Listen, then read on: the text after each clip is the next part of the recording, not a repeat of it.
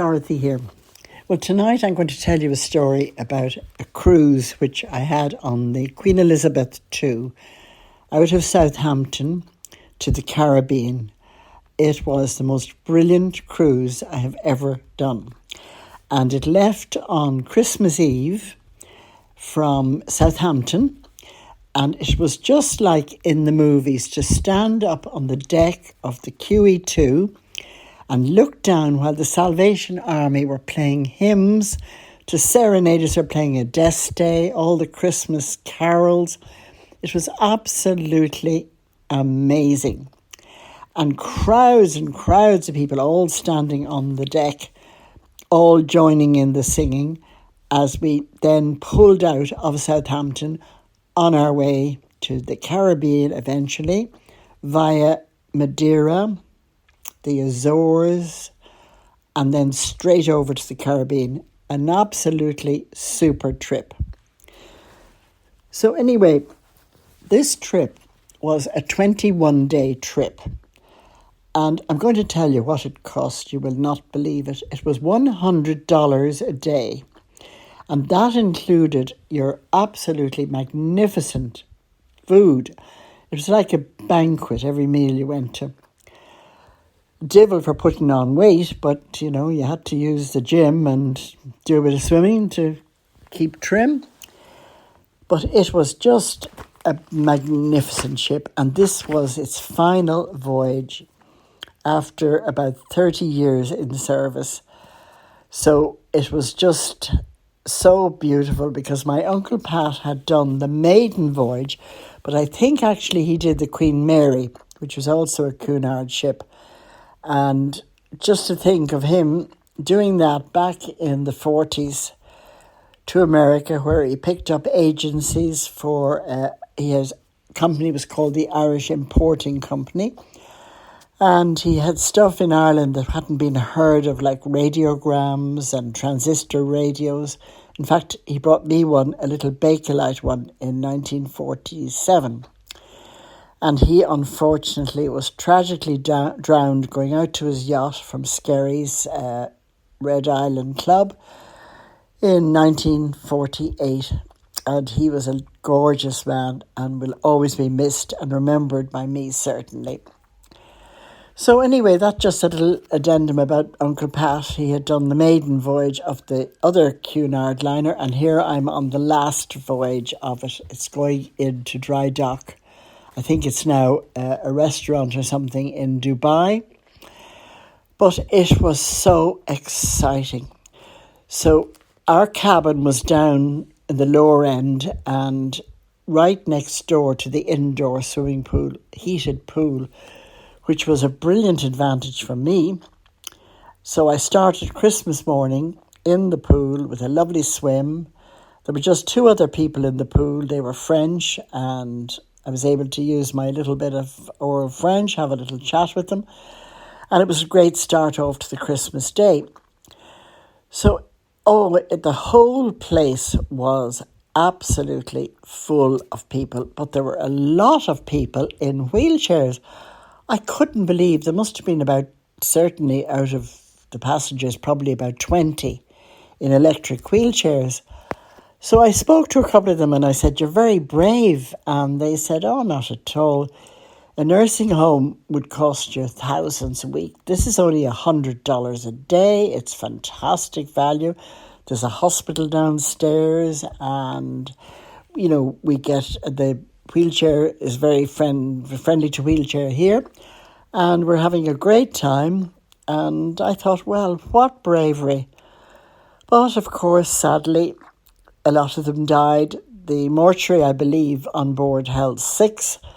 And the last night before we docked back in Southampton after 21 nights away, the 6th person took their place in the mortuary. Anyway, they were happy and they died happy and they had all the rights they could get. There was a priest on board. So Christmas Eve, it was absolutely beautiful. We had a gorgeous meal. And then they were giving over the huge ballroom to the Catholics for midnight mass. So one of the people at our table was a North of Ireland. He told me he was Presbyterian, but he was a singer with a magnificent voice. And I said, oh, it'd be gorgeous if you could come to our Mass and sing. So he came and he sang Jerusalem, he sang Adeste, and it was just absolutely beautiful. Out on the high seas, Christmas Eve, with this gorgeous ceremony. And then we had a priest on board who also said the Christmas Eve Mass. So the following morning, I started Christmas Day with a swim in the indoor pool, and then went up, and the captain was meeting all of us in the big ballroom where we'd had the Mass the night before. So we were all there gathered, and great celebration. He was wishing us all a happy Christmas. And the next thing, there was this complete silence. The engines had stopped. Now, at this stage, we were moored off the Caribbean. I think it was Grenada was the island. So he said, oh, don't worry, everybody relax. Our Irish engineer is down working away as I speak to you here, and he'll have us rolling in no time. Which, sure enough, you could hear after about 10 minutes the engine starting up. And of course, the engines are very important because they generate all the electricity for the cooking, for the light, for everything that's going on. So that was just a little excitement to start Christmas morning. And from then on, of course, it was solid entertainment. And every day in the afternoon tea was served. It was amazing. The waiters all came in with white gloves and a silver tray, and they'd have the beautifully cut sandwiches, crusts off, up high over their heads as they walked among the passengers and served us, and cream cakes and pots of tea.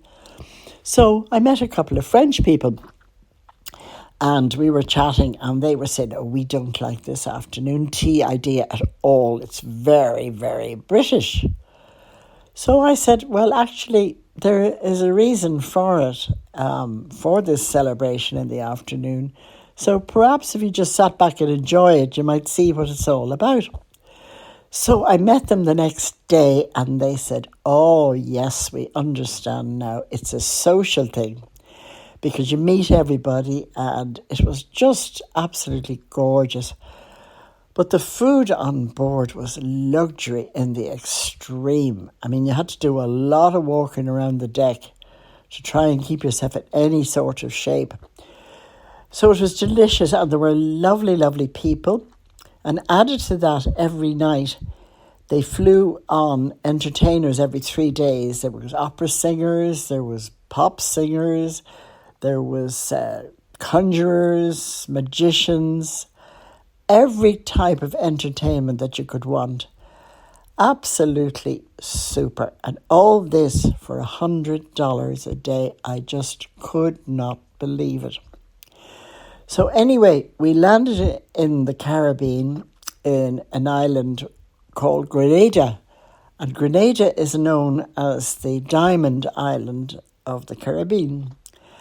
So the night before we landed, I had gone down to the slot machines in the little gambling area, and I always had this little rule of myself, now I'll go to $20, and when I lose $20, that's it, I'll give up.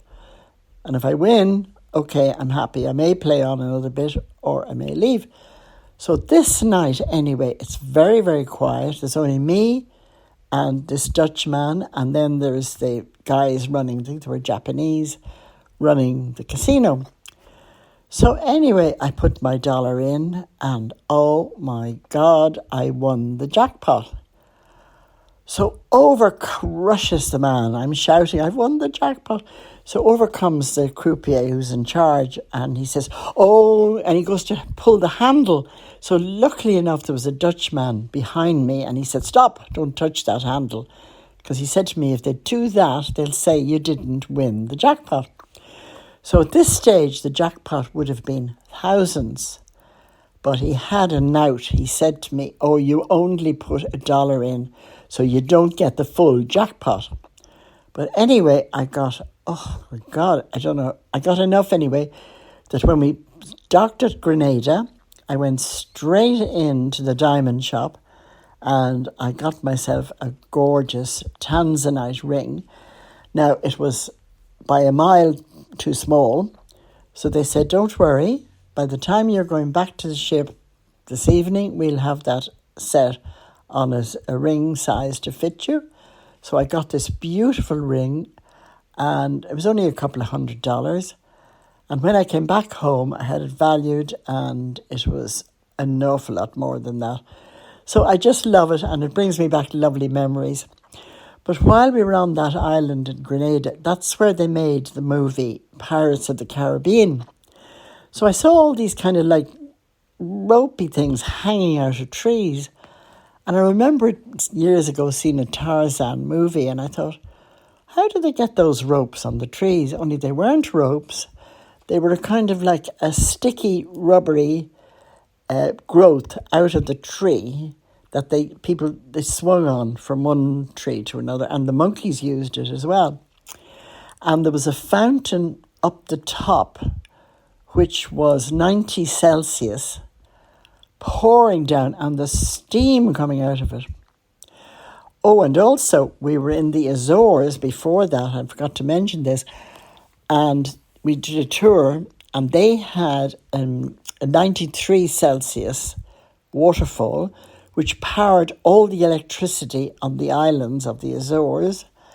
And it was absolutely amazing. The moist in the air from this permanently flowing waterfall left enough moisture that there was grass growth and the cattle could be left out all year round. So they didn't have to put them into byres at night. They didn't have to feed them in the winter. They could feed off the grass all year round. That's the Azores. So I was learning all these things as we went along, and it was very, very interesting. So then, big thrill. Who did I meet but the Turkish waiter, Jan, who I met on my first cruise and on a few cruises between. And he was now the maitre d' on the QE2. So it was fabulous. He made sure we had a good table and looked after us so well. So there was this Irish couple from Cork, and they were trying to make me out. They couldn't make out who I was. This waiter was friendly and, etc., etc. So anyway, the waiter said to me, Jan said, I'd love to have a chat with you, Dorothy. So he said, go up to the main bar tonight at 11. I'm off duty, and I'll come up and we'll have a chat and a drink. So I went up anyway, and he arrived in his gorgeous formal uniform, looking very, very dapper. So we're sitting there having a drink, and he's telling me all about this stage now. He's got 2 children and he's married.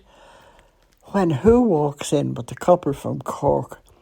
So anyway, you could see the shock on their faces. What is this woman doing, sitting here with an officer in this quiet bar after 11 o'clock at night? So at least I gave them something to talk about. We had some very interesting people at the table.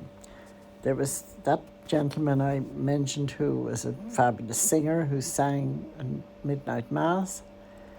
And his partner was a Polish lady, and then there was a couple from Wales, and then there was a couple, he was very high up in the police force in some part of England. I'm not sure which area. I don't actually want to say it.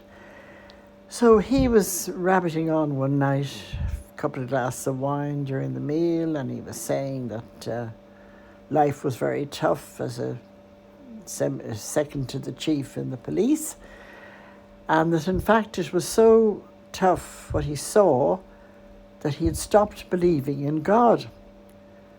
Well, when he said that, the ship actually shot down on the left and back up again in the most frightening movement I've ever experienced on a large ship. It was so severe that the plates all fell where the waiters had them stacked to serve the dinner. They all fell on the floor and broke. And he got such a shock. He said, "Oh, I'll never ever say that again." So actually what happened was he was saying that, he'd go to houses and what he saw and young children dead. And so it was very, very sad to hear that during the beautiful meal on the cruise. But he certainly got a big lesson when the ship shot down on one side and up again. I've never experienced anything like it. And this was while it was actually moored off an island. It wasn't even moving.